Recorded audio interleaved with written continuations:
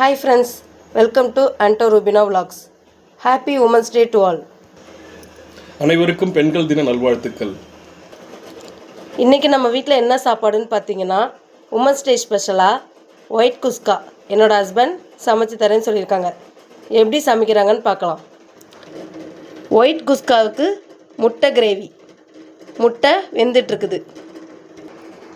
Friends, இந்த சேரால் 2 சேர் அரிசி எடுத்து வச்சுருக்கிறேன். அரிசியை ஒரு 10 to 20 நிமிஷம் நல்லா ஊற வச்சுக்கலாம்.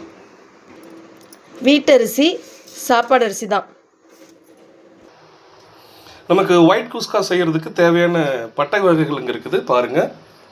இலை இருக்குது, சீரகம் 1 டீஸ்பூன் எடுத்துருக்கிறேன், பெருஞ்சீரகம் 1/2 டீஸ்பூன், க்ளோ ஒரு 4 இருக்குது, பட்டை ஒரு 4, அன்னாச்சிப்பூ நுணுக்கி வச்சுருக்கேன், இஞ்சி பூண்டு பேஸ்ட்டு 2 டீஸ்பூன், முந்திரி பருப்பு ஒரு 6 to 7 உடைச்சி வச்சுருக்கேன், கல்பாசி, கிராம்பு.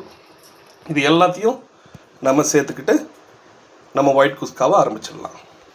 எண்ணெய் கொஞ்சம் நிறையாவே விடணும் ஒயிட் குஸ்காவுக்கு, சோறு ஒன்றோட ஒன்று விட்டாமல் அழகாக வருவாங்க. இப்போ எண்ணெய் சூடாயிட்டாங்க, பட்டை வகைகளை சேர்த்துக்கலாம்.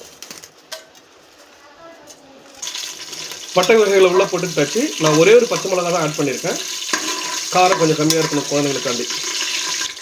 உங்களுக்கு தேவைன்னா நீங்கள் 4-5 பச்சை மிளகா ஆட் பண்ணிக்கலாம். எல்லாம் வருந்து வராங்க. இந்த டயத்தில் இஞ்சி பூண்டு பேஸ்ட்டை நம்ம ஆட் பண்ணிக்கலாம்.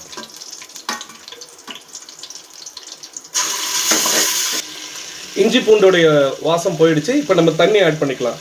2 சேருக்கு 4 சேர் தண்ணி விடணும்.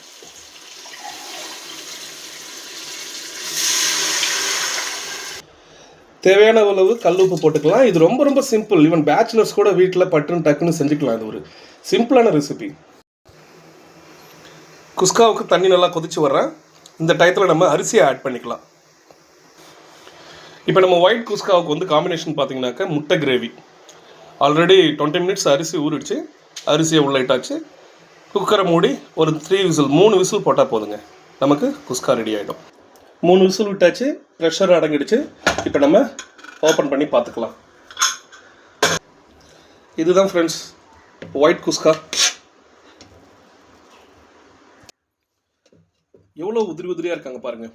நமக்கு தேவைப்பட்டாக்க 3 டேபிள் ஸ்பூன் நெய் விட்டுக்கலாம். இல்லை, நெய் விட்டு செஞ்சாக்க இன்னும் உதிரியாக இருக்கும். இந்த வீடியோ பிடிச்சிருந்தா என்னுடைய சேனலை சப்ஸ்கிரைப் பண்ணிக்கோங்க. Thank you friends. முட்டை கிரேவி எவ்வளோ அருமையாக இருக்குது பாருங்கள். அதுக்கேற்ற மாதிரி டேஸ்ட்டும் ரொம்பவே நல்லா இருந்தது. இந்த ஒயிட் குஸ்காக்கு இந்த முட்டை கிரேவி அவ்வளோ சூப்பராக இருந்தது.